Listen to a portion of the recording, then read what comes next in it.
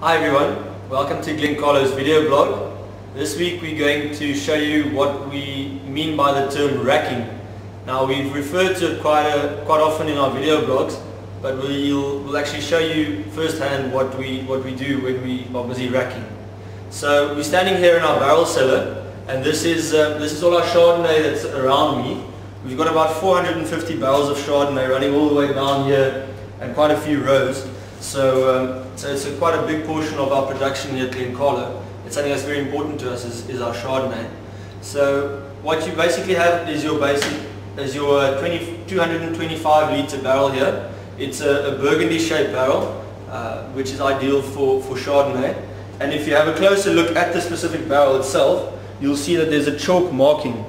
Now the chalk marking is an identification that we give to our wines. It's an indication of the batch of Chardonnay that was harvested.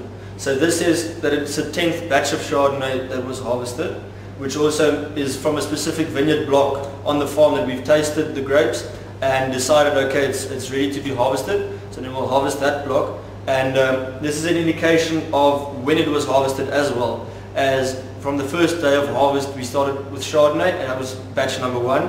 So you can imagine this is quite a substantial movement into harvest, as we only did 14 batches of Chardonnay. So the next thing that you can have a quick look at is to see that this is a 2010 barrel. Now we refer to it as a first fill barrel because it's being used for the first time. If you look to this side, you'll see this is batch 7 of Chardonnay, and it's a 2009 barrel, or a second fill barrel.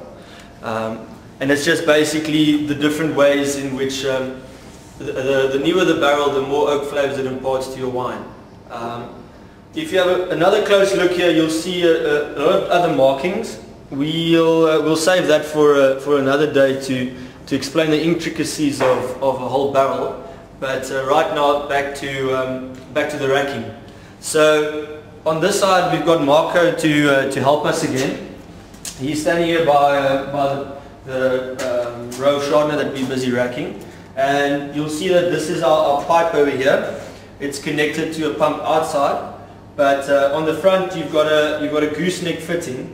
So if you look at it, you can actually see that this whole section will be down inside the barrel, and it's through that you'll suck out the wine with the pump. And you've got a lever here to close a tap to close the pipe off, so you don't suck air into your pipe, which is very negative for your wine. You'll very quickly oxidate your wine, but also to move it from barrel to barrel, that you don't have the wine pushing back and messing out again. Alright, so Marco is now going to start the pump for us outside, and then I will open up and insert it into the barrel.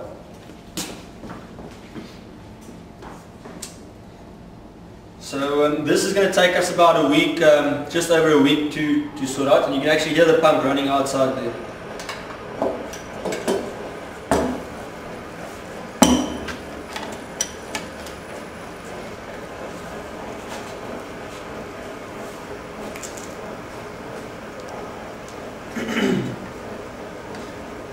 So once, basically, if you think about reasons why you want to rack your wine, you've got a few.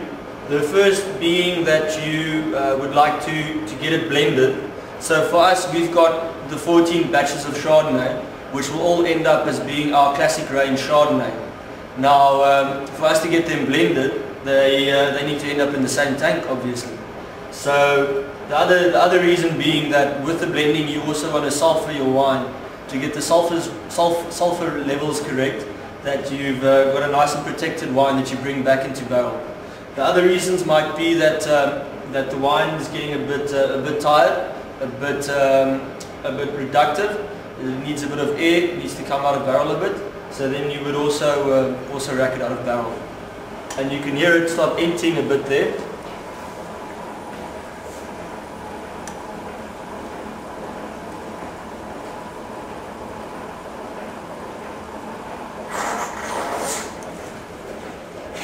And then you just move it a bit, get it at the bottom of the barrel.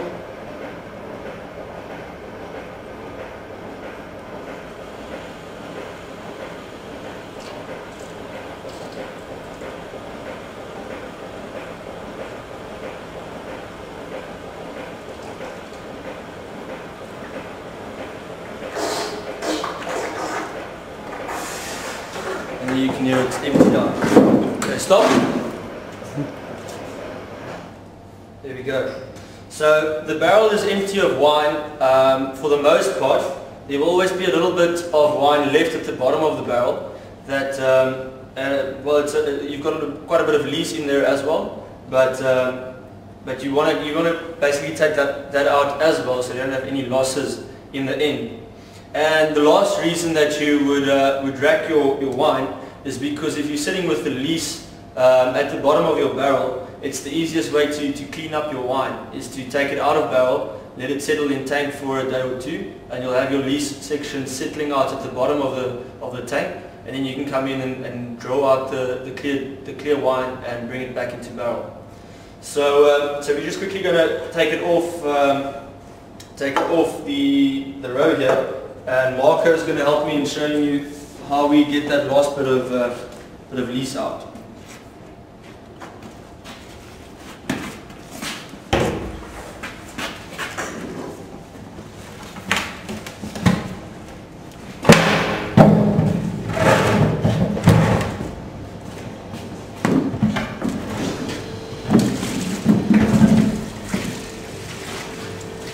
You can see it running out of the bottom of the barrel there, and it's got this milky color because of all the lees that's inside there.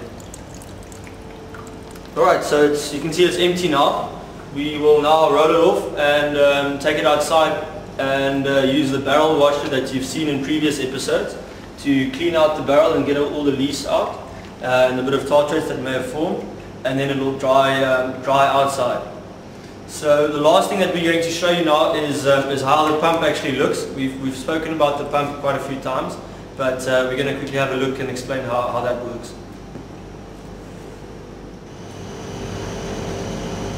Alright, this is the pump that we use. This is a positive displacement pump. It's manufactured by Francesca, an Italian company. So this is your control board over here. Then this is our newest addition in the cellar. It's this contraption over here. It's what we call an inline nitrogen sparger or doser. So nitrogen or carbon dioxide. You've got this pipe running up onto your carbon dioxide canister, and over here you've got your regulator regulating how much and how quickly you push your carbon dioxide into the line, and this is also just your tap to make sure that when you don't want to use it, you don't have any wine running back up this pipe. Now, why you'd want to use this sparger or doser is because once you're racking, you'll see it tends to just catch a little bit of air, but what this makes sure is that you've got carbon dioxide displacing that air inside your pipes and inside your pump, and the carbon dioxide is actually dissolving a bit in the wine and running up with the pipe into the tank at the bottom here. So it protects your wine basically from the inside out. So I'm quickly starting it now, and then we'll show you how it runs into a tank. So if I open it over there and a little bit over here, you can see it's pushing out a little bit of carbon dioxide already, pushing the wine ahead. So I'm starting the pump now. So that's a bit of a vacuum created by the carbon dioxide, which protects the wine. You can actually follow it back all the way in, and on the side glass at the side of the tank, you can actually see it running into the tank with all the carbon dioxide in it. So this is our tank 39 as it's marked over there. It's got a capacity of about just over 22,000 litres.